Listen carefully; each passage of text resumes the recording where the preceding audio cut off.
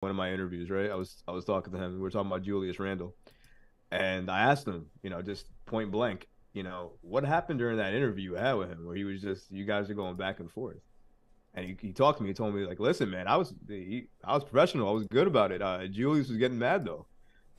He was just really, really like cool about it and stuff with me. So sometimes you get like hidden gems, and you Hmm. just use those for additional content. I just like sometimes having that going. So Yeah, yeah, you know, no, that's cool. Yeah, sometimes I leave it going, and after I play like the outro, we keep yeah. talking, and it's kind of like bonus content. Yeah, exactly, exactly. I think fans like that shit. It's just like, wow. I mean, like, what do they really could think? What do they really say? Even though, like, the truth of the matter is, everything I say on air is legitimately what I think and feel. Hmm. They think they might get like some secret beyond that. No, no, no. I actually like the Knicks. I don't just do this for the likes. Yeah, yeah, That's exactly. not how people think that though. All right. I know we're doing the collab. I don't know how if you want to start it off. I mean, I don't mind. I mean, I'm cool either way. If you want to start or I can start it off. Yeah, you could take it. It's cool. All right. Perfect. Perfect. All right. Cool. So let me just get my notes up here. The rapid fires, by the way, even though they're rapid fires, I do like to say them before we actually do them, just because I feel like it's only fair. Rapid fires are: Will Melo retire a Nick? Dibs fired if they get swept in the first round, and if they go to the playoffs this year, will they make a major move for a star? So just a couple of quick questions. I'm sure you'll have no issue with that in terms of answering Okay. some. Yeah, and I got one that's just what would happen if what happened in Brooklyn happened to the Knicks, getting the three superstars and Oh my God. Oh, good Lord. Good Lord. I mean, we were talking about Melo for how long? I know, I And know. and it was like, and it wasn't technically, if you look at what Brooklyn did and what Melo did, Melo got us farther, right? So, I mean, it wasn't that much of a failure. These guys devalued their franchise twice, two times. It's amazing. It really is. It's the craziest thing. Yeah, we're gonna get to it. We're gonna get to it. Are we rolling now? Yeah. So afterwards, Perfect. you'll send me the audio. I'll send you the video. So is my audio record? So when it saves, does it save locally to yours, both, or does it just save only to mine?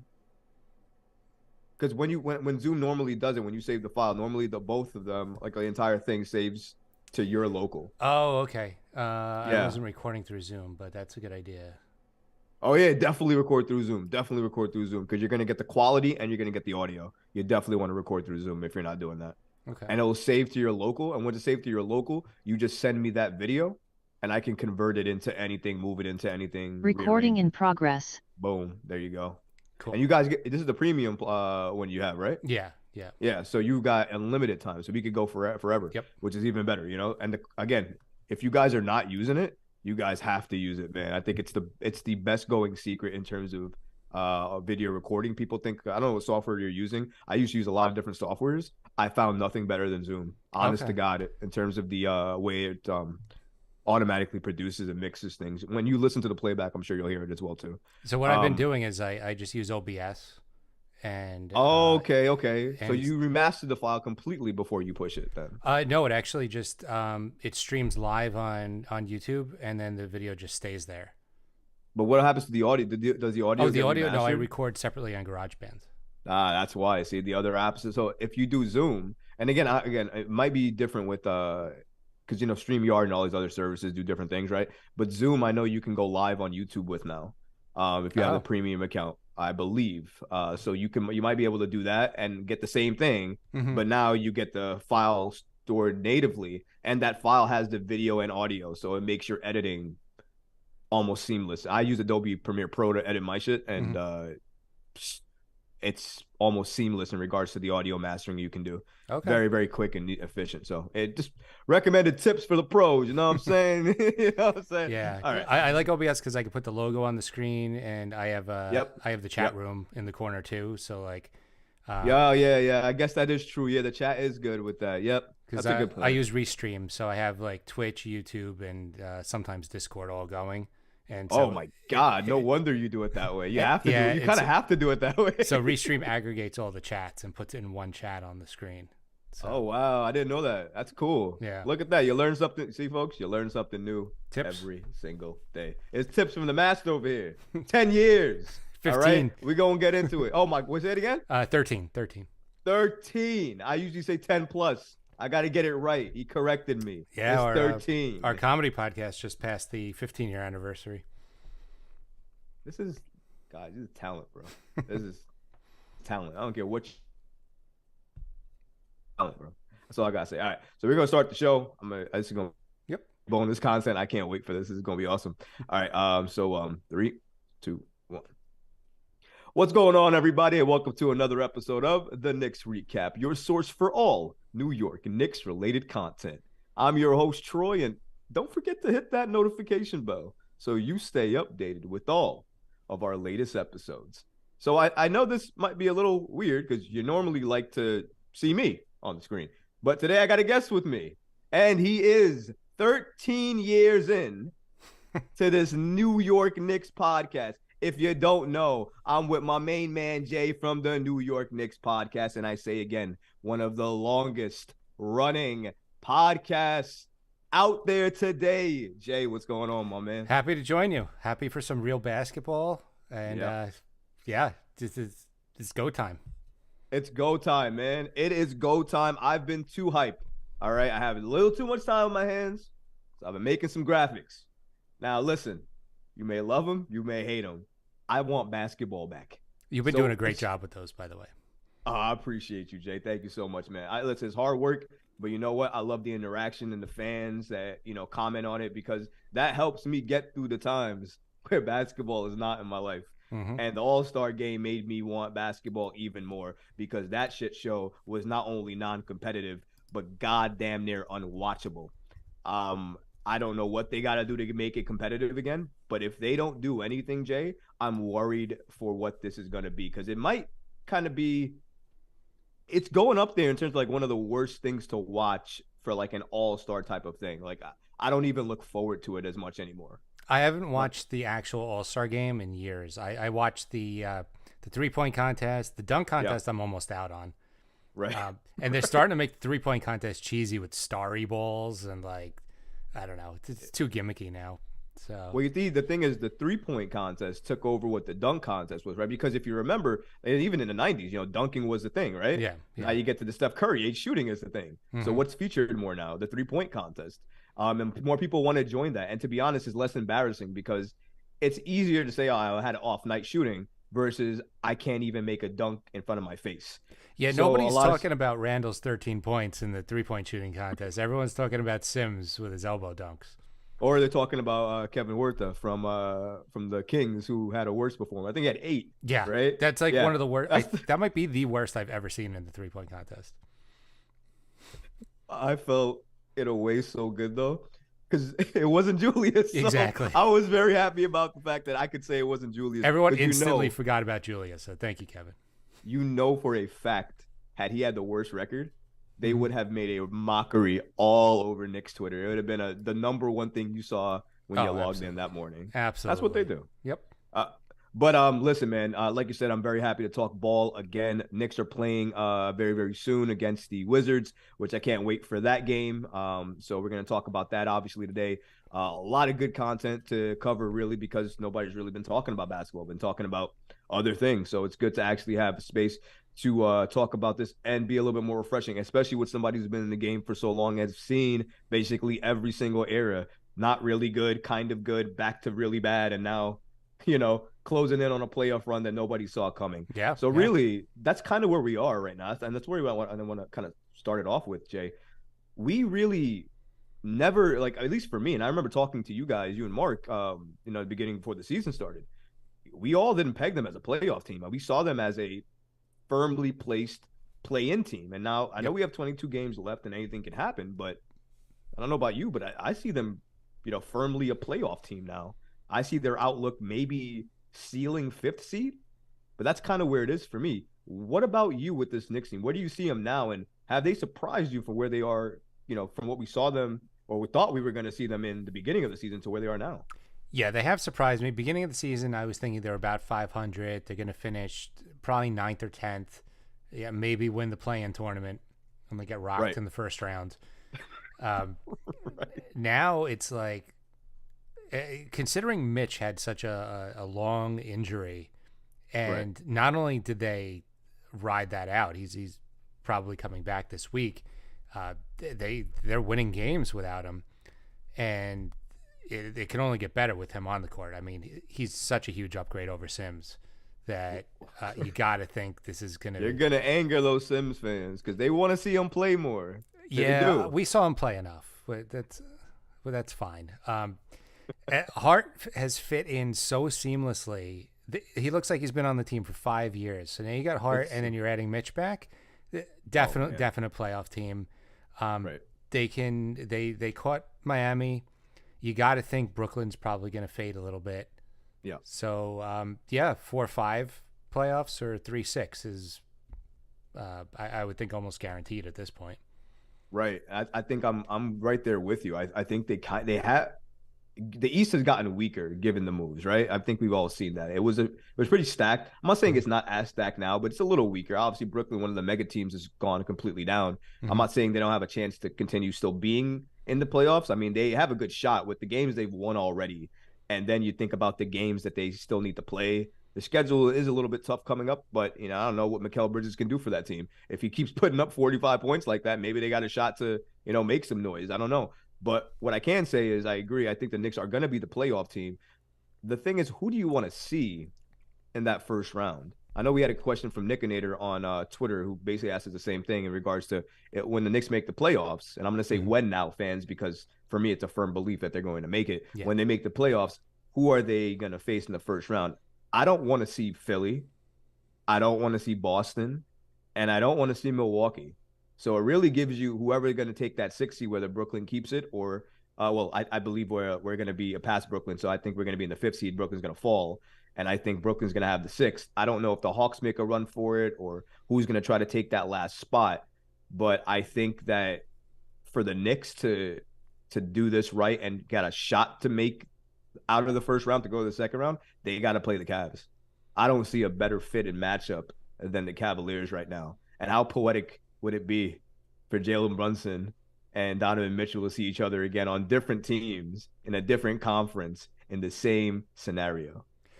I mean, with the Cavs, if Donovan Mitchell goes off, it's going to be unbearable. It's going to be the most annoying thing. I actually think they have a really good chance against Philly. Ooh. Why do you think that? I don't think they're deep at all. I think they have Maxey off the bench, and that's about it for their bench. Right. You got Harden, who doesn't have the best playoff track record, and Embiid, who he's had trouble staying healthy in the playoffs. True. And then they're starting Tucker. Like, it's not a deep team. Like, they're like an ankle roll away from a first round exit, and I want to be there for that ankle roll. Oh man, look, Philly. Listen, I get the Philly thing. A lot of people actually have told me that they believe Philly is the team that they can take to. Cavs and Philly. That's what I've seen. Mm-hmm. Harden, you're right. He is not a great number 2, honestly, because he will fade. We've seen that before. But his fading usually starts in the second round. It does. He's usually a very strong first round. If I actually looked it up, I forget the exact stats, but he has very strong playoff first rounds. I believe he sweeps a lot of the teams when he's on the team. So it's a scare. Again, that's with him. Mm-hmm. And he was the core person in Houston. Now we're talking about adding a Joel Embiid. For whatever you want to say about Joel Embiid, he's in the MVP running, right? There's a reason for that. Because he's talented beyond belief. Well, for what he does and the slow freaking movements as he falls to the floor, I think he falls slow to the floor than Shaq, man. I've never seen somebody fall to the floor so slow, and he does it almost all the time. But even given that, he's a talent, no less. Mm-hmm. So you add those two to the mix. I get that their bench is weak, but their 2 stars are all-star, Hall of Fame type of players. I think that alone carries them past us. You think the Knicks can handle a playoff Harden and Embiid combo? I do. I think the Knicks are really deep defense-wise. I think Philly is a really good, like, in a shootout, Philly's going to win. But if the Knicks can slow it down and just grind it out, I think they can. Rob in the chat room says Knicks in 6. Wait, over the Philly? Over Philly, yeah. I could see it. Oh man. All right. Listen, I I think don't the like Knicks have Harden enough either. defensive I weapons. listen, I don't like Harden either, Jay. But there's no shot that the Knicks are beating Philly in 6. I'm sorry. They're not beating them in 6. You can quote me on this. They're not beating them in 6. Please don't wish this. Nick, please don't wish this. Okay? Please don't do this. You Conversely, don't I think the Cavs are deep, and I think they could just keep running guys out there all day. I just Who are they running? Who are they running though? What Karis LeVert, who can barely make a shot now, and he got relegated to the bench. How about Jared Allen when he sees Mitchell Robinson? How about Evan Mobley when Julius Randle eats him alive? How about Donovan Mitchell when he sees playoff Jalen Brunson again? Listen, man, I love the matchup with the Knicks and Cavs, not Mhm. only for the storylines of it, because it would be a great storyline, but just because the matchup works. And the Knicks win those matchups more times than they lose it. They might be deep. You're right about that. But the depth only goes as far as the starters can take them. Because if the starters don't get you anything, the bench is coming in to keep what afloat. They're going to try to get elite at that point. And you know what? With the Knicks bench and how they're running, and we're going to talk about Josh Hart and what he means, they look more cohesive. I've never seen a defensive sequence from the bench unit that I've seen played more perfectly than the couple of sequences I saw to start the second quarter against the Atlanta Hawks. And Jay, if you watched the game and you saw that beginning, Obi Toppin looked energized, blocking shots. Mm-hmm. Hartenstein blocking shots. Yeah. Josh Hart blocked the shot, grabbed the rebound, passed it quickly for an open court layup. That's beautiful basketball, Jay. Mm-hmm. Like I see, like that's why I'm saying I think that you put them together, Cavs and Knicks makes more sense than Philly. Like my camera fucking shook because the earth is shook when I said Philly.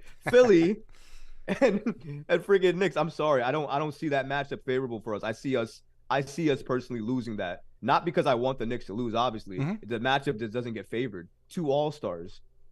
And they're playing like all-stars this season. And Philly has a way, like Doc Rivers coach teams have a way, they turn it up just a little bit going into the offseason. Always. Into the playoffs. Always. So I'm worried about Philly in that regard. I think a lot of people are sleeping on them. I think they could actually make it out of the first, go to the second, and make it competitive, man. I don't know. I think people are sleeping on Philly, but that's just me. Let's before I want to go into more Knicks things. Let me fix my camera real quick. I shook the earth. There we go. I want to talk about more Knicks stuff, but this is kind of Knicks related. Okay. Carmelo Anthony, right? So Melo wasn't signed. We had up till Thursday to add a player. We obviously added Trevor Keels. If you didn't know that, we signed him to a 10-day contract, right? Yep. That was their second round pick. Correct, right? And everybody was adding me like, "Oh my God, what does it do for this team?" Nothing. No. He's nothing. He's a body. Yeah. Yeah. Thank you, Jay. See, 13 years. See what I'm talking about? He's, See how I have to say it? He knows. He's new Svi. Right. Exactly right. He's a body for practice. Yeah. That's what he's there for. And situational, if that makes you feel better. He's situational. Behind God knows how many players. Yeah, if the situation is 6 guys get injured, then he'll play. There you go. So there's a hope. Very slim, but that's what it means, folks. Please don't get upset about this. They weren't going to sign Melo. Not in the mid of a season right now because they feel like they got the 9 guys that they think are going to take them to the dance. Yeah. When you feel like you got the 9 guys that are going to take you there, why ruin it? Why alter it? Right? Move it. You can make the argument right now that their offensive game might take it with Mitch coming back because his offensive game isn't as strong. But his defense is great and amazing. And the offensive rebounding that him and Josh Hart are probably going to do on the boards are going to be crazy. Like, I want to see a team do something on us with the offensive rebounding because Josh Hart and Mitchell Robinson in the same lineup. And don't get it wrong, Julius Randle's grabbing, very, very good amount of rebounds this year. That's 3 people who search and grab and try to grab every single rebound. Hart's an elite rebounder. Amazing. Yeah. Plays bigger than his size, right, Jay? Averaging over 8 boards a game as a shooting guard. That's elite. Yeah. That's what? Yeah. What? 8? Yeah. Come on now. I know centers that can't even average that. We've had centers that can't average that. Almost every year. Listen, man. Listen. We're in it, so we might as well talk about it. Josh Hart, man. So I love the signing when we did it. I was a little concerned about the 2023 pick. I'm not going to lie. That did bother me a little bit because it was our pick. And it's a deep draft class, yeah. Right, exactly. Now I know the Dallas pick, we're gonna get that. I know Luca and Kyrie are gonna take them there, so I know we're gonna get that. The argument, I guess, is where we're gonna fall with the draft pick. Here's my thing. Here's how I rationalized it. The Knicks were only gonna draft one player of merit to Mm-hmm. develop. They weren't gonna draft two guys. And the people who are arguing, well, you still traded a first round pick. My argument to that is, what did you want to do and what have you lost?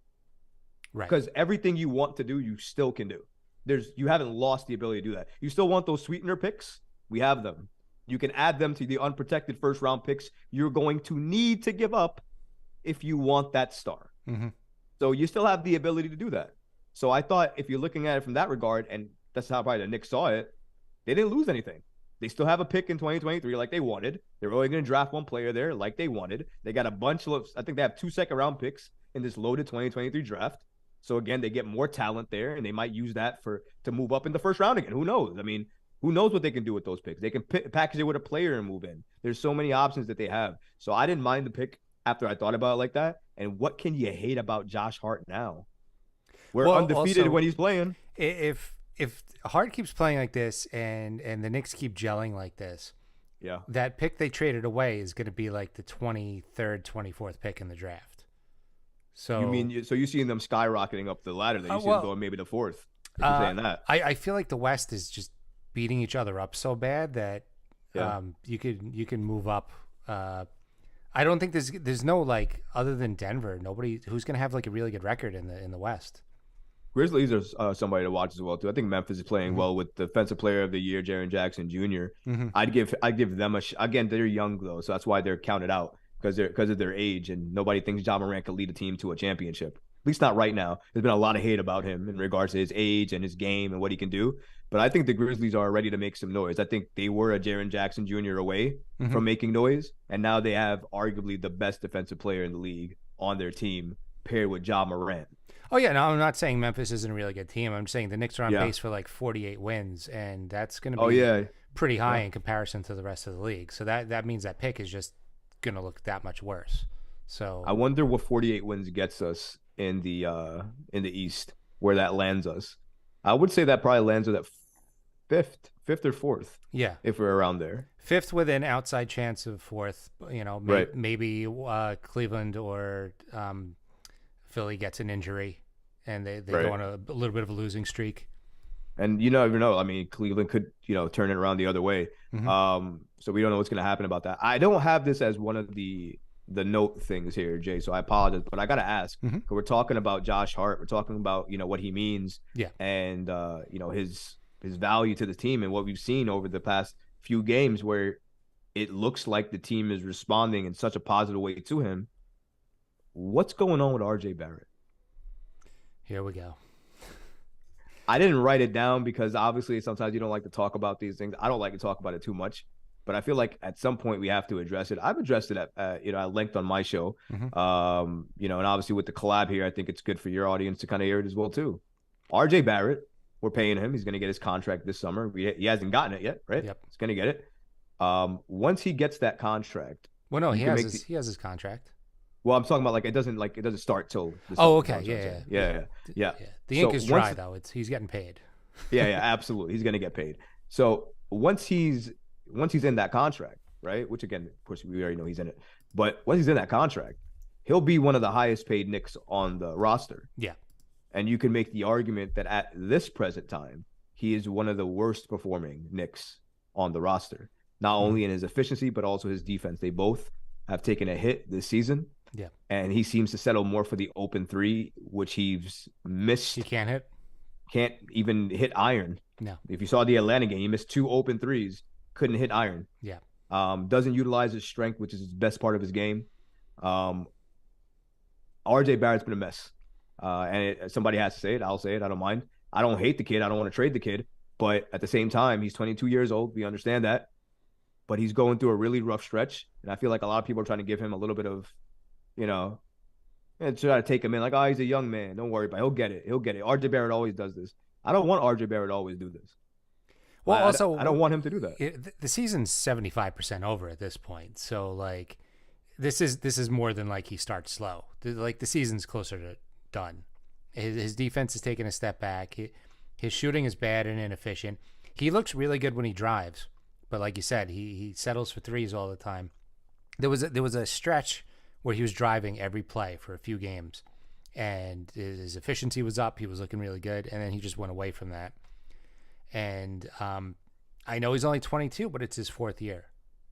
He's got over 200 games under his belt. This isn't like a small sample size anymore. So what do you? So the thing is, there's a lot of comments right now going on with RJ Barrett.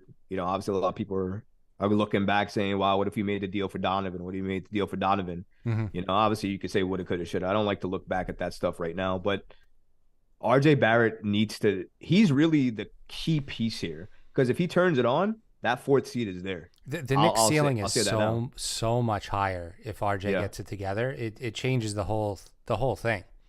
Yeah, I mean, end game, you got an extra threat out there. You have to pay attention to him if you're defending the Knicks. Like it changes the whole dynamic of every game, and really hoping he gets it together.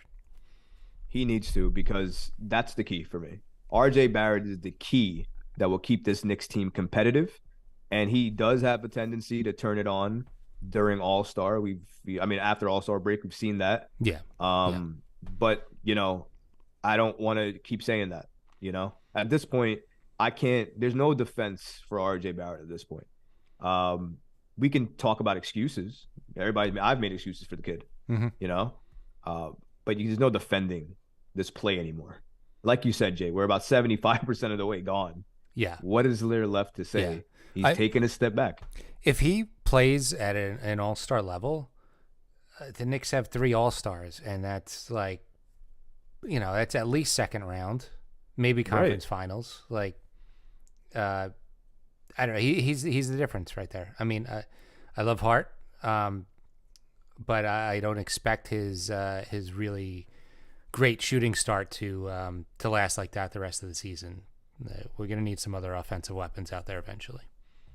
Yeah, and RJ has to be the offensive weapon. Mm-hmm. They're talking about trading for talent. Josh Hart's a talent, but he's not the needle mover talent. Yeah, he's definitely the person that you want. He's a core guy. He's a core piece, I think, not only because of what he brings off the bench with that energy and that passion, but he's just a really good basketball player. There's a reason Josh Hart was moved with all these major trades, right? Yeah. Anthony Davis, CJ McCollum, right? They were moved people are saying, players. He keeps getting traded. I'm like, yeah, teams keep asking for him. That's right, right. That's what do you think? Of course, he's getting traded because teams don't want to trade their star players without a Josh Hart. Yeah. What does that tell you? Yeah, exactly. Come on, man. Let's talk about Jalen fucking Brunson. Let's do it. Jalen Brunson, if he's not your favorite player, he's becoming my favorite player. I guess I can't stop watching this man dance on people. It's been the best show available for the Knicks that I've seen in at least 40 to 50 games because they were still getting chemistry together. Yep. And whatnot, preseason and everything like that. But the team looks better. They look more cohesive. They are really driven in regards to when they attack. Mm-hmm. And I put that into the freaking pit bull that is our point guard in Jalen Brunson, who's putting up career highs in points and assists, but don't talk about that if you don't want to. Who got snubbed from the All-Star game twice. Don't talk about that if you don't want to. The guy who is dancing on all your favorite players made Dejounte Murray look a little small, but you don't want to talk about that. Okay, it's cool. Jalen Brunson will continue this all-star snub tour for the rest of the season. I have been so impressed by this man. I looked at the numbers, Jay, just for fun and comparisons of what a number one option in Donovan Mitchell was shooting and doing right now. Do you know that Jalen Brunson and Donovan Mitchell's numbers are scary similar? Yeah. Like in everything? Yeah. But Donovan Mitchell's a number one option, Jay. Jalen Brunson, I heard, was the number 3 option on a championship team. The math doesn't add up here, Jay. What are your thoughts on this? I mean, I believe he's now shooting the best 3-point percentage on the team. Is he? I think he is, Jay. Oh, my God. He is lethal about 10 feet from the basket. He's got that little move where he stops short. He either does a floater or pivots, like draws a foul. It's beautiful to watch. His footwork is amazing. Yes. And then just, some people get on him because he doesn't get enough assists. I would argue that the Knicks don't have a lot of shooters. And if RJ wasn't going 0 for 6 from 3 every game, maybe Brunson averages 7, 8. He's still averaging over 6 assists a game. Career high, but yeah. Go ahead. Maybe averages 8 or 9 if the Knicks had some actual shooters on the team. Imagine Grimes and Barrett hit their shots. Yeah. Might have 9, 10 assists a game. Yeah. You don't want to talk about that, right? Absolutely. Okay. So he's been amazing. I'm hoping that Luka gets really pissed that he doesn't have enough help now that Brunson's gone and asks out, and then the Knicks like, hey, we got all these draft picks. You guys love trading with the Knicks. Let's do this. Hey, listen, man. For your mouth to God's ears, I hope it happens because I would love to see Luka in a Knicks. That would be the first Knicks jersey I pre-order. Yeah, like that would be that jersey. Mm-hmm. Let me ask you this about Jalen Brunson. I've had this conversation on my spaces. By the way, everybody who's listening, I do have a space every Saturday from 10 a.m. to 12 p.m. where we talk Knicks live. I bring everybody up who listens to the show, and we talk, just you and I, like me and Jared talking. We talk the same way with me. And whoever's great and is good on the show, they make it to the pod that happens after. So definitely check that out. But when I was running these spaces, Jay, I asked the question, is Jalen Brunson a number 2 option at the very least on a championship team? Now, in my opinion, based on what I'm seeing, or my eye test and what the stats are telling me, he's a number 2 option. Yeah. At the very least, he's a number 2 option. But some people still try to make it seem like he might not be. Even when the numbers are blatantly clear that the people that you may think are number 1 options, Brunson's doing it either the same or better. Yeah. So you have to, again, it has to make sense to me. Jay, is Jalen Brunson a number 2 option at least on a championship team? Yeah, absolutely. Absolutely. His defense has also been better than people have given him credit for. I believe he's playing better defense than Donovan Mitchell. And if they're playing similar offensive numbers, I don't know. What do you want to take from that? And also, Jalen Brunson is one of the lead charge getters in the league. I mean, he draws charges like nobody's business. But you guys don't want to talk about that. You want to keep calling him undersized. Bet you ain't talking about the contract anymore. Man, it's been a long time since I heard that overpaid thing. Yeah. Man, it's been so long since I've heard anybody say that Jalen Brunson was overpaid. He's making that contract look like the biggest steal in franchise history. Seriously. Oh, it's ridiculous. This is a bargain deal for somebody who's arguably an all-star, who's going to make an all-NBA team this year. Like, there's no denying that. Go ahead. Name me 3 better small guards on the East than Jalen Brunson right now. I'll wait. Nobody's going to answer that. I think you're going to be waiting a while. Yeah, nobody's going to argue it with me. I promise you. Because if you're even going by the numbers, not even the eye test, you can't argue that. And if you go by the eye test, there's no way you can argue that. Jay already said it. He's a mid-range assassin. As soon as he's in the mid-range, you better watch out. There's a reason he gets doubled as soon as he goes into the freaking paint, because he's unstoppable once he gets into the paint. And if he doesn't make the basket, which he almost always does on those pivot ant ones, which I love to watch, stop, pivot, get hit, take the contact. He's so strong. He doesn't get any credit for how strong he is. Yeah. You know how much contact he takes down there? How much he gets pushed around, shoved down to the ground, and gets back up? There are no complaints for Jalen Brunson in my book. Best signing in free agency this offseason by a mile. It's not even close. Actually, you know what? It is close. The next closest is Isaiah Hartenstein. That's the next closest. Yep. Okay? Because Hartenstein's playing into his contract. He was garbage during the beginning of the season. He gave an apology, Jay. I'm sorry. I know I've been playing bad. Boom. Lights on. What happened? How did he get like this? He's legit become the solid number 2 backup to Mitchell Robinson. Jay, what do you think about Hartenstein at this point? It's great. Sometimes it just clicks. You know, it's a new team. He's learning a new system, playing with new players, and it took a little bit. People wanted to write him off after like 10 games, and he got it now. And when Mitch comes back, I don't think Hart is going to lose any minutes at all. I think we'll just not see Sims. I think Hart's played himself into a solid role. He's rebounding, he's defending. Uh, uh, he's starting to shoot a little better too. So I like what I've been seeing. He looks tough out there as well too. Like his demeanor out there has changed. Yeah, yeah. He I looked feel like timid earlier. Yeah, right, and he was smiling a little bit too much in the beginning. Like I hmm noticed all that. Now he's just really focused and serious. yeah, That's really altered his game. Like he looks way more into the games now yeah. than he was before. So it's really good for me to watch that and see that as a Knicks fan because hmm it shows change, and it for me it shows why you had to believe some players sometimes. Sometimes they just don't know, they don't got it, and they need to look at themselves. hmm Hart looked at himself and look what happened.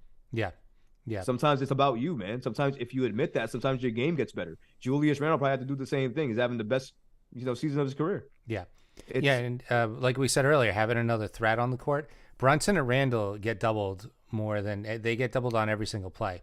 So yeah, if you have Hart stepping it up, and then you have if RJ gets it together, you can't double anymore, and then that changes everything. So there's a lot of potential still, a lot of untapped potential at this team. that's the sad part. We're 75% in, still untapped potential. We should Yeah, have yeah. figured it out. RJ Barrett really needed to figure it out. He's really the biggest potential that we have there. Um, as soon as he puts the pieces together, I think Knicks are going to be lights out, and they're going to attract a lot of talent once that happens. Well, You maybe have a this Josh Hart thing will also he'll be like, I'm now expendable. They could just start playing Josh Hart 35 minutes a game, so I better get my act together. I posed a question, and it's good that you said that because we can get into the conversation about it now. IQ, Grimes, and Hart. Mm-hmm. Probably the most talked about players right now in regards to who should start, who should be on the bench, this and that. Yeah, yep. Now, a lot of people, well, I said this on Twitter. I got killed. My God, I got killed on this. I don't know why I got killed on my take. I said IQ should start. Mm-hmm. I have reasons for why IQ should start. I feel like he's lived out his role on the bench. He's learned what he can on that development. He saw him as a starter, and he did great as a starter. People are going to tell me RJ wasn't in the lineup. I don't care.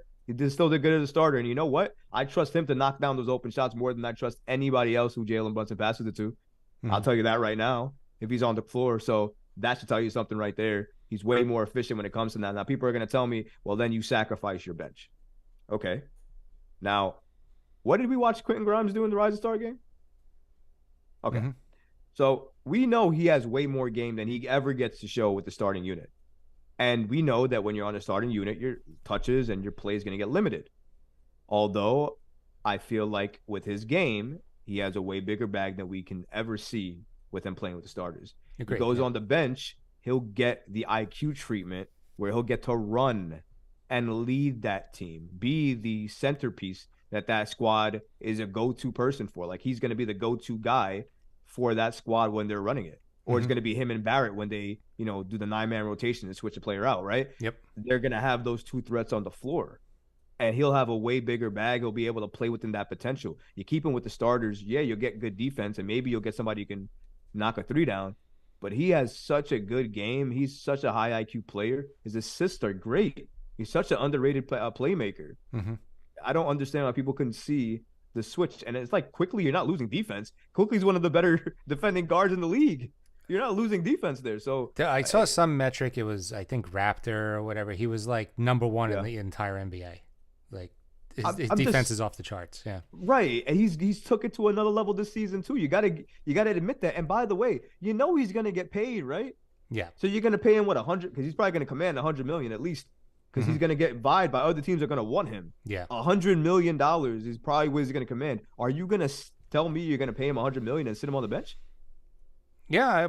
I'm totally fine with that, especially if Grimes is going to be streaky hitting the three. I mean, they're both kind of streaky shooters, Yeah. but yeah, I think you're right. I think Grimes can do more with the bench, and just I think that starting lineup's lethal with IQ in there. I don't see. Nobody sees that. They see that. Oh, you're gonna ruin the bench. What if you unlock the bench? Mm-hmm. What if they play more? IQ does command the bench a lot, but he commands the bench a lot because he's more of a combo scoring guard. Mm-hmm. We've seen Grimes have no problem making somebody else look better and giving up the ball. So I argue you'll see Obi get more touches with that unit. because I feel like if you keep Grimes and Obi together, I feel like they have a better connection than IQ and Obi do, Mm-hmm. especially because Grimes is a more willing passer than IQ is. Yeah. So I think you get the benefit just off of that. For me, it makes a lot of sense. If you don't think so, I don't care. I'm just saying. For me, it makes sense. I like that lineup, but you don't have to worry. You don't have to kill me. You're not gonna see it. Okay. If it ain't broke, don't fix it. Tom Thibodeau is not changing a thing. Don't worry about it. You'll see the same lineup tomorrow. I promise. Well, Don't worry. I proposed starting Hart over Barrett, and people didn't like that either. But Listen, the numbers unfortunately support that. yeah. If you look by the numbers and you look what Josh Hart's basically done throughout the season with Portland and here, although he played a different role in Portland that he's playing here, they're shockingly surprising. I Mhm. think one of my guys on Twitter, I forget his full handle, but I call him Bully, showed me a possession where there's 53 possessions that they played with Hart, Randall, Brunson, IQ, and Hartenstein. Mhm. And that lineup for the 53 possessions had uh one of the best offensive ratings, I believe, in the league during those 53 possessions. I So believe it. just saying, I mean, like it's clear to see his impact. I don't think you'll see that, just because I feel like Tom Thibodeau want to keep more size out there, and he won't want to run the gambit of keeping more smaller guards out there. Even though RJ Barrett's not that much taller um than Josh Hart, but still, I think that's how he sees Barrett, and kind of the same way he sees Randall, where he kind of, regardless of what happens, he'll play him. I think Barrett has that kind of similar light underneath him. I see Thibodeau see RJ Barrett in that light. I think Thibodeau kind of knows that RJ Barrett is the type of player that will respond to benching in a different way. I'm not trying to give Thibs any credit though for benching this man. Mhm. I think players respond to that regardless. But we'll talk about Thibs in a second. I don't want to get too far into the weeds here. But yeah, going back to the IQ Grimes and Hart situation, you said that you wanted Hart to start over Barrett. Can you see a situation? I think you said that you could see a situation where IQ could start over Grimes, but we don't expect that to happen this season, right? No, Like that, no. a change like that will happen until maybe next season. Yeah. The only change that's going to happen is Sims is going to disappear and Mitch is coming back. That's it. That's Disappear like Forrest Gump on a bench. exactly. Oh God. Oh man. Okay. All right. So let's talk about the Wizards game that we're gonna be coming up with soon here. So Wizards and Knicks, we got them tomorrow. It's gonna be Friday night Knicks. We haven't seen Friday night Knicks in God knows how long. I'm very happy for that though. Mm-hmm. They might be without Beal if I remember the injury report. So the Knicks will be facing the Washington Wizards. The Wizards might be without Beal. He missed the last two practices. Mm-hmm. Normally, when that happens, you're likely not going to play that game. Yep. Not gonna lie, might be happy without Beal. That's a path to victory right there because the Wizards have been playing really, really well. Kyle Kuzma, guy has been playing for his contract all season, putting up career numbers. Kristaps Porzingis, also a guy playing for a contract, putting up career numbers. Very interesting because I don't think the Wizards can pay them both. And I don't know how they're going to make that choice. So it's going to be interesting what they do. But they don't have Beal tomorrow. I see this as not an instant win, but it's definitely more winnable without Beal because of what Beal can provide instantly offensively. He's just an instant scoring threat no matter where he is. Yeah. If he's coming healthy, sometimes he can come off an injury and drop like 35. I remember there was a game last season, I think, where he did that. He's capable. So I don't want to see him come off an injury and do that to us. I hope he's out, honestly. But if he does play, I feel like the Knicks may have a harder chance of winning this game. People are not giving the Wizards enough credit. They haven't been healthy all year. They've been out with a lot of injuries. So if they get it together fully healthy, they can make a final push. I'm not saying they're going to get anywhere significant, might make play-in, but they can give the Knicks a run for their money, especially this play-in team has now made the entire league get competitive in games where they weren't before. So in that regard, it's made basketball a lot more enjoyable. Yeah, thank you, Andrew. Beal's status right now is officially questionable. He's day to day. So appreciate you, man. Yeah, I mean, last game I went to was actually against the Wizards, and yeah, Kuzma and KP are looking good. They're a little worse now after trading Rui. So interesting. I haven't heard anybody say that actually. A lot of people were saying the Lakers got somebody back that's great, but that the trade wasn't really helpful for them. Why do you think that?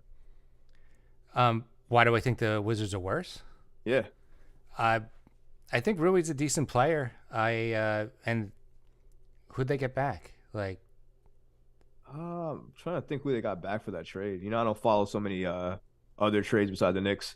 Not fully, anyways. I forget who. I gotta look that up actually. I'm not sure who they got back in that trade. Maybe one people in the chats can help us out, but I'm not sure who they got back with that trade. But yeah, but the Rui trade themselves, I know they got a couple of second rounders. Thomas Bryant and Kendrick Nunn. I'd call that a downgrade. Well, Kendrick Nunn is. I mean, he's missed the entire season. I mean, Yeah. like that's not great. And they got a couple of second rounders, I believe, right? Yeah, That's, I'm just talking about like going into the game. Oh yeah. That's right. You That's know. right. I guess you lost the body. I guess there's somebody who can actually play good defense as well too. He's been doing that for the Lakers too. Yeah. Okay. All right. You got it, Jay. I'm not. I'm not worried. I'm not worried. I So not even if Beal plays, wouldn't be worried. didn't have heart last time we played. Oh, Got heart now. man, Jay. All right, you know what? I gotta throw it back at you now, man. How much is your belief in Josh Hart? Like, where is your level of belief on a scale of 1 to 10? I don't think I've Josh Hart. ever bought into a new Knicks acquisition quicker. He fit in seamlessly. He had 3 awesome games. The team looked like a completely different team with him there, like Right. night and day. And Mitch is probably back by Friday, so like, bring it. Yeah, I'm not worried at all. Ooh. See what you just said, Wizard fans? Said bring it. Oh, Said you ain't correction. Shit. Correction. Just Kendrick Nunn, not Thomas Bryant. So yeah, Even worse. yeah. Even worse. All right, you definitely got it, Jay. I give it to you in your 13 years. You got it, bro. I give it to you. Let's go into the last part of this before we go to the rapid fire, which I'm gonna love as well too. So we gotta talk about the first round, right? Now I know we were talking about it a little bit initially, but we didn't really get into the whole weeds of it all, right? So I know I want the Cavs. I know you said that Philly is good for you, right? Right. We can all agree though that we do not want in any way Boston or Milwaukee. Yes. We could definitely agree on that. Yes. Okay, because there are some fans that believe we are a better matchup against Boston than we are against the Cavs. I asked why, Yeah. and they said that now we have better defense. Okay. You understand that the Celtics have like some of the best shooters around them, right?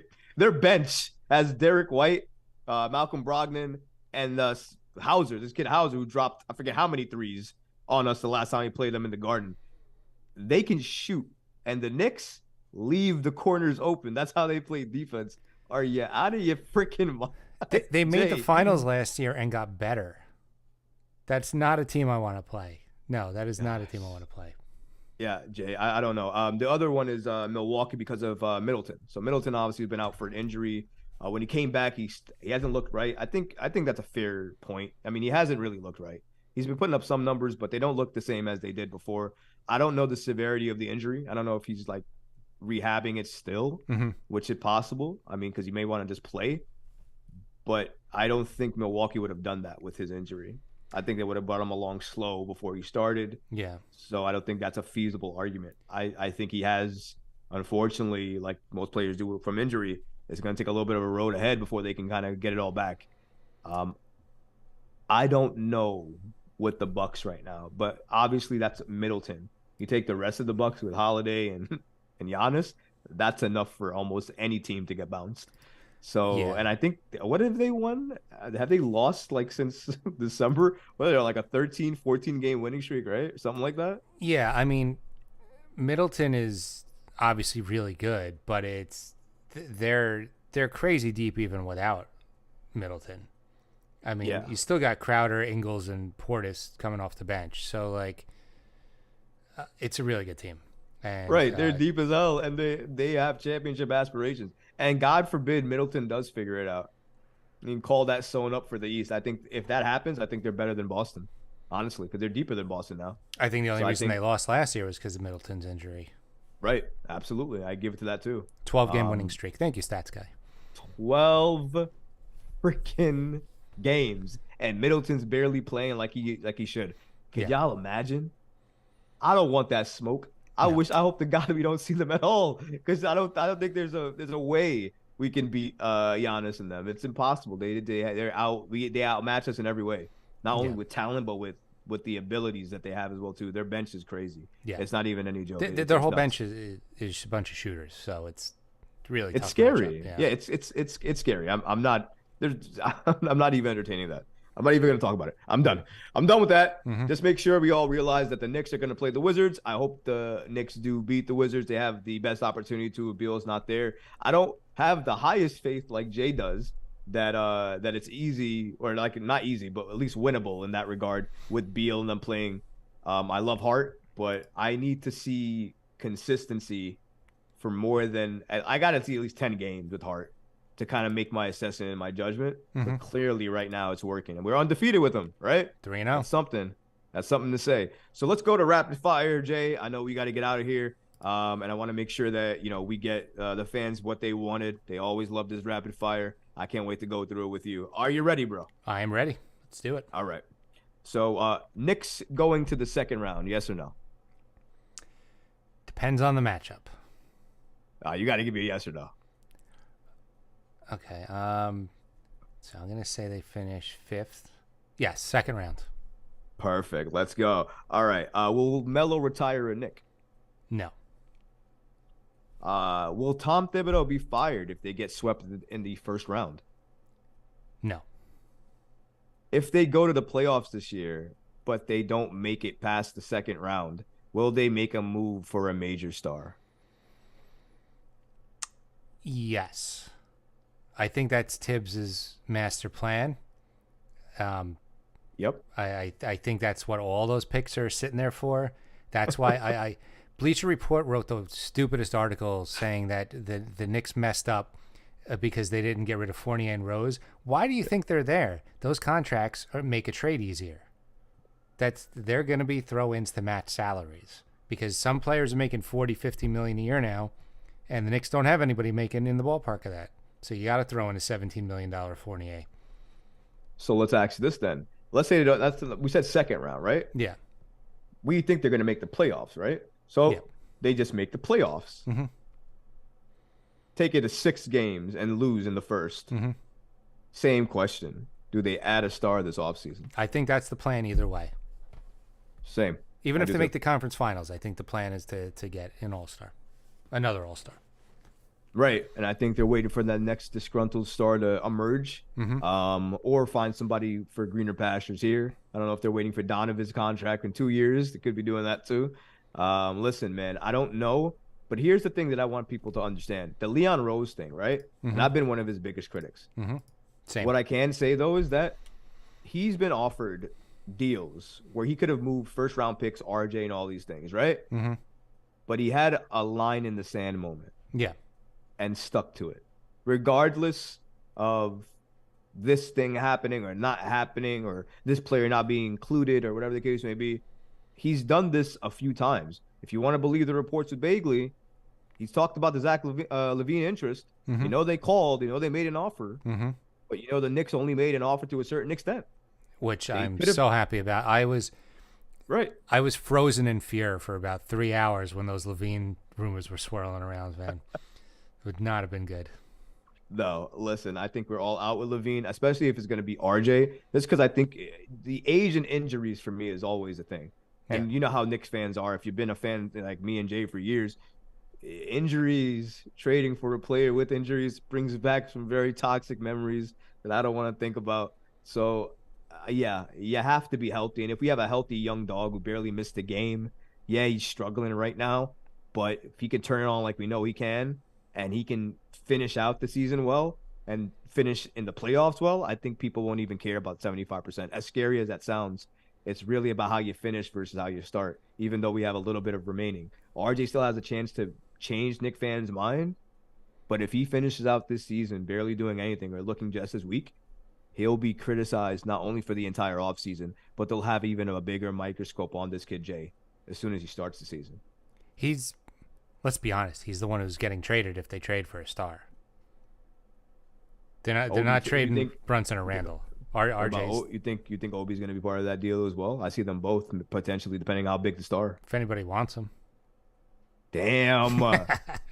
God damn, Jay, you about to end the show? I thought we were talking happier pastures here, and you want to end with that fire? God damn. All right, you know what? Let's talk about it real quick then. I got a few minutes here. Obi, what's your thoughts on Obi? You think that he can be the talent that we thought we drafted, or do you think he's just doomed to be a role player? I think he definitely doesn't have the talent that I think a lot of Knicks Twitter thinks. They think if we trade Randall, Obi's just going to be the all-star in his place. And I don't agree with that. I do think he has more potential than he shows being Randall's backup, but it is what it is. Randall's the guy on the team, and unfortunately, Obi's the backup. And so whoever the Knicks get as a backup for is going to probably get the same amount of minutes. So I don't think there's anything we could do about that. You could say, oh, we should play small ball, but with iHeart and Mitch, there's no minutes at the center. So unless he can get much, much better on defense and shift up to the 3, it is what it is.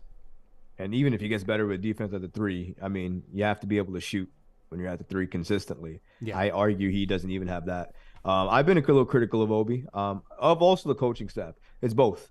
You have to be able to utilize and play plays for your players and how they develop. And Obi hasn't had many of any plays really ran for him. So, and you can't use Obi like Steve Novak because he's not Steve Novak. So get out of the corner, you know. But it's also on Obi as well too. I mean, if you don't have the shot, then drive it, you know. Yeah. Like you have the ability to do that as well too. But if you think you're gonna get yanked, maybe that stops you from doing it. He doesn't have the body either to do a lot of the moves that he did in college. He's not as strong, honestly. I know a lot of people say he's stronger than his size is. I get that, but his legs are barely anything. Like he can't bang down low. And I'm not saying that's his game per se, but you want to develop your game. He should be able to bang if he's a power forward. And you have Julius Randle, the freak of nature with you. You should be able to learn something from him in terms of training. Because if he gets stronger, his game gets better. Yeah. I really do feel that way with Obi. So I think it's just about conditioning, and then also the coaching staff also running plays for him. Throwing him out there just to run is not development. It's cardio. I mean, it seems like Tibbs doesn't really have any plays. I would like to see more of that all around. Well, I mean, if you're talking about that lack of adjustments, Jay, I mean, we can go on in the list in terms of, listen, I'll say it right now. Tibbs, as of what we're seeing right now, clearly he's not a bad coach, but he's hit a ceiling with this team. He can only take them as far as they can go. And I think, and I argue that this team unlocks a new level under a different coach, somebody who's not so worried about system ball so much, and they allow their players a little bit more freedom. I think when you see that and you have the same commitment on the defensive end, which is possible, by the way, I think you unlock a new level for this team. They play better, in my opinion. But again, it's an opinion. I don't know what I'll see on a different coach. And I know what I'm seeing on the top Thibodeau, which right now it's really hard to put the guy down. And I was one of his biggest, anti-fans for him in the whole way. And I did not like him in the beginning of the season. Didn't like him during the losing streak. There are moments. But I can't sit here and say he hasn't turned it around. It's like if I give Randall credit, if I give, all these other players credit for doing what they're doing, I also got to give credit to the guy I don't want to give credit to, which is Tom Thibodeau, because he's the reason we're here, right? We're in the 6th seed because he shortened the lineup, right? Yeah, I mean, his offensive scheme seems non-existent. He doesn't have any plays going out of a timeout, but players play really hard for him, and he gets a lot out of a roster that. I mean, look at the difference his first year with the team. It was almost the same roster as the year before, but they were much, much better. Yeah. Say what you want about his point guard situation, but he didn't have a real point guard on the roster anyway. So, I can't really blame him for that. The team looked a lot better under Tibbs. He's not like an A+ coach, but he's a solid B, and you could do a lot worse than that. That's true. And some nights he's a C, especially when he lets a team go on a 10-0 run, let our lead go away and not call a timeout. But that's nonetheless, either way, you got to give him some credit, like Jay said, good and bad. That's kind of with every coach, and sometimes he has more bad than good, but you have to acknowledge the good sometimes. And the Knicks are winning. We're a playoff team as we speak right now. The season ended today, folks. We'd be a playoff team. Playing Philly. Oh, God. No, I don't want it. I don't care what y'all say. I don't want Philly, okay? They're not going to be bad against us. Watch, Harden's going to have the best playoff series of his life if we play them in the first round. I don't want Philly. I repeat, I don't want Philly. Basketball gods, please, guys, do not give us Philly. Please. I don't want them. But anyways, guys, this was a great collaboration. Please, if you guys are not following the New York Knicks podcast, please go ahead and do so. They are putting out some of the best content that we have today, not only for the Knicks, where they hit 13 plus years in terms of their podcast, but obviously the Brink of Sanity, the comedy podcast, hit 15 years. That's right. These guys are doing it, man. These guys are in there. And you know what the best part is? As they grow, they get better, and they add that talent to their already growing knowledge base and audience. They help other people and support other people. And that's what I try to do as well with my platform. And if you have a platform you can do the same thing, try doing that. Support and love is free. And sometimes you don't know who's watching or who's looking.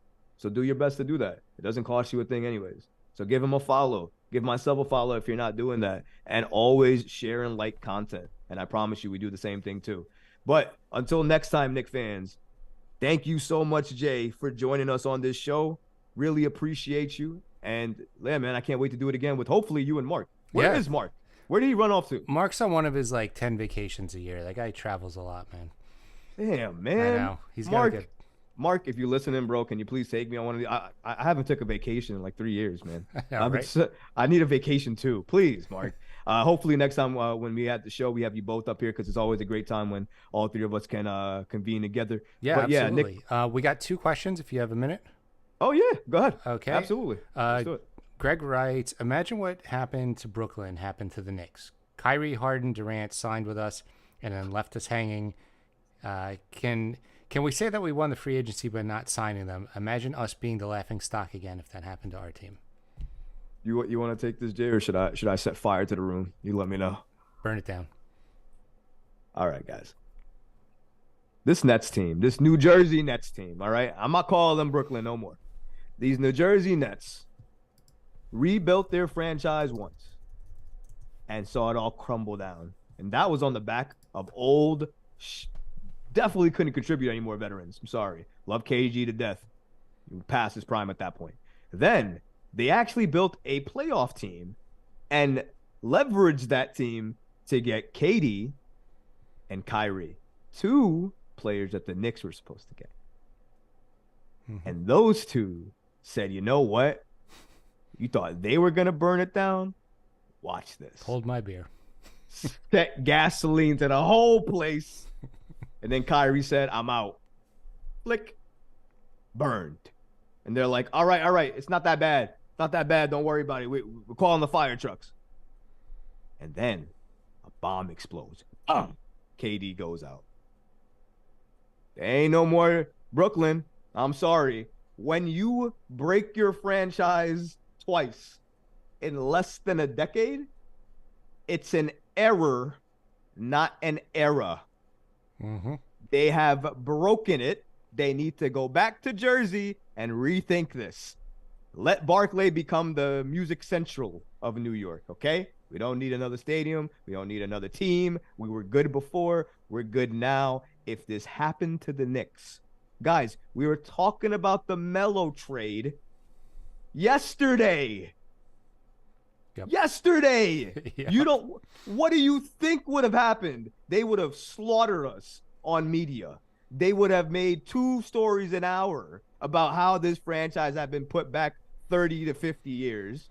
They would have not made any, means about saying, oh, they got first round picks. Oh, they got talent. That would have been a understory. Nobody would have even cared. Mm-hmm. Wouldn't have been anything.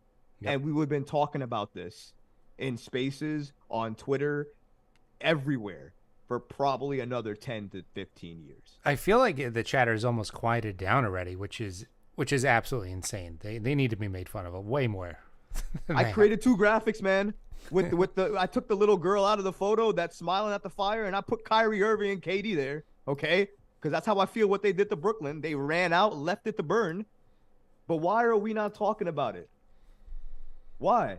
Because they are the stepchild in New York.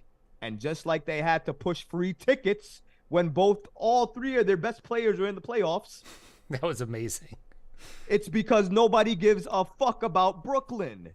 I'm sorry. Love the borough, hate the team. When they first moved here, we did cutting down the nets, where we just made fun of the nets for 2 minutes each episode. It got too easy. We had to stop. Right. Because you could make fun of the Nets every second if you wanted to. Yeah. At this point, it's not fun anymore. But I don't care if it's not fun anymore. Okay? They need more stories like this. They're an embarrassment of a franchise. And if it was the Knicks, we would have been shitted on for 15 years probably. We would have traded for 2 All-Stars and still heard about, you see what those things did though? They didn't do that. They probably would have been at the chip fast, or it would have been tainted, everything. So yes, absolutely, it would have been a bigger issue for the Knicks, and I'm so happy we escaped the dumpster fire, and I get to watch it burn every fucking day. I would argue this might be the most embarrassing thing ever to happen to an NBA team. It's hard to find anything else. 3 Hall of Fame All-Star players, and the best player you got back, no disrespect because I love him, is Mikal Bridges. Yeah. And Simmons isn't even playable. Who? He's playing like 9 minutes a game now. It's absolutely insane. Anyway, and getting paid the most money on this. It's awesome. And the last question, Andrew says, would you trade for Embiid with his injury history? Yes. Immediately. He's in the MVP race for a reason. Immediately. Mm-hmm. You can put Mitchell Robinson in that deal. I'll take him right now. You think we don't need a center that can freaking stretch the floor and play defense? Now, he's not a better defender than Mitch, but Mitch will never be as offensively gifted than Embiid ever. Light years ahead offensively, yeah. That's the easiest question. There's no doubt. I would trade Mitch and 4 first-round picks. Hopefully some protected picks can take the weight off of that. But if there needs to be 3 unprotected and 2 protected and, a couple seconds, do it. Do it in a heartbeat. For Embiid, this team goes from a 6th seed to a potential 3rd seed if you add Embiid to it. Jalen Brunson, Julius Randle, and Joel Embiid, and Josh Hart. It's a better version of Philly. And don't forget we got Quickly. Better version of Maxey. Oops. He said, what about... Okay. He said, what about Zion? What's it? Who? Zion? From the Pelicans? You mean that guy who hasn't played in the last 20 games? I wouldn't do it. We want to trade... What, are we asking trade who? For RJ for Zion? Anybody. I'm not trading for fucking Zion Williamson at this point. No. Look at his injury. Has he played a full season? No, right? No. I mean, if you add up all 3 of his seasons, he's a little over a full season. Yeah. No. Nah. No. No. There's a reason his contract has so many damn provisions in it. Yeah. No, bro. Listen, he's a talent, and when he's healthy and he's with that Pelicans team, they look like a playoff team. Mm-hmm. There's no denying that. But you want that injury history? I'd rather take KP's injury history at this point. I don't want to trade for anybody with injury history anymore. We've had 20 years of this. I'm done with it. Yeah, and I'm not trying to go for those bargain bin deals, man. I'm sorry, man. Those deals never work. No. They never work. We've seen it too many times, Jay. They never work. We always get the fucking end of the stick, and we always get fucked over. I'm not doing it anymore. No. I agree with you, Jay. If it's not a star, or it's not somebody that we know is a perennial star, like a KD who went down injury, but like he's fucking KD, yeah, like those type of guys, I'll take you any day. I don't care. I'll take you. All right, but there's a line to this shit. All right, please stop making Zach LaVine in my mentions. Please stop doing it.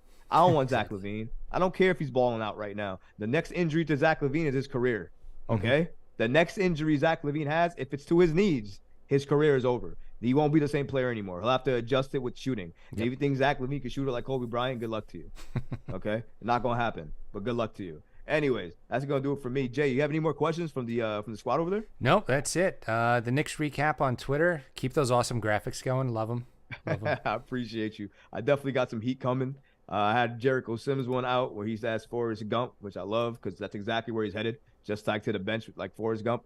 And I just created one for the late, great Biggie Smalls with Jalen Brunson because there was no way in hell I could see a Jalen Brunson Afro pick and not put him on the Ready to Die album cover. It was one of my favorite graphics to do. So I appreciate the love. Definitely follow if you're not already, not only at the Knicks Recap, but definitely follow at the New York Knicks Podcast as well, too. Again, their @'s going to be on the screen. Definitely give them a follow. Love and support is free. We're going to do this again once Mark is back so we can, have the whole crew together and do a whole recap show. I'm not sure when that's going to be, but I'm sure we're going to get together with that. Also, I have an Ian Bagley interview next week, March 3rd at 9 a.m. Him and I will be chopping it up about the Knicks, about the NBA. I'll be asking tough questions and hopefully getting some great answers for you guys. So definitely check that show out, and a lot more good things to come. So really excited, and I can't wait. But don't forget, Knick fans, to like, subscribe, and follow us. We'll see you later, guys. Peace and love. All right, we're good. Awesome. Awesome. Recording stopped. There you go, man. We're good, man. As soon as you send this to me, I'll have it edited and over to you. I'll have the video up on YouTube as well too, and everything. I think now we can tag each other in that stuff. So I know you guys have a YouTube channel as well, right? If I'm not mistaken, yeah. Yeah. So I'll tag you in that as well too, so we can get some cross following going.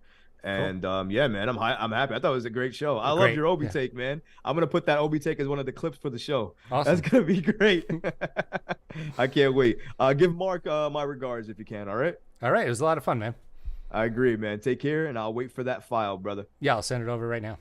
All right. Take care. All right. Take care, man.